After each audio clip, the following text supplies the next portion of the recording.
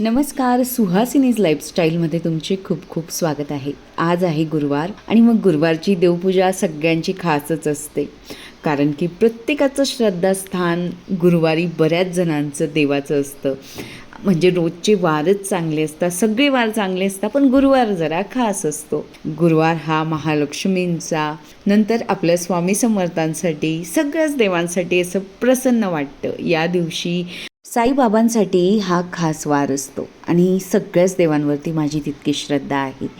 देवांना मी यापूर्वी म्हणजे पितांबरी वगैरे याचा वापर करायची, पण या लिक्विड माझ्याकडे आल्यापासून मी पितांबरीचा वापर बंद केला किंवा लिंबू मिठाचाही वापर बंद केला आणि मी याच्यासाठी चांदीच्या आपल्या देवांसाठी कोलगेटचा सध्या वापर करत आहे. यापूर्वी मी चंदेरी म्हणून जे लिक्विड येतं त्याचा वापर करत होती. कोलगेटनेही अगदी छान देव स्वच्छ होतात.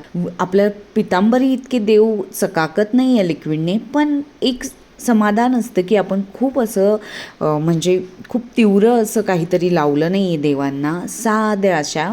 आणि जनरली रोजची देवपूजा मी ही म्हणजे पाण्यानेच करत असते, असं लिक्विड वगैरे काही वापर करत नाही. महिन्यात 15 दिवसात मी लिक्विडचा वापर करते.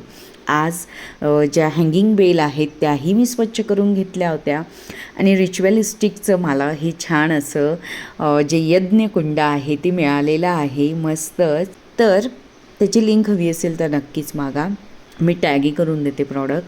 आणि छान असं त्यामध्ये मी धूप लावला. कशी वाटली देवपूजा नक्की सांगा. पूजा केल्यानंतर एक वेगळीच प्रसन्नता आलेली होती.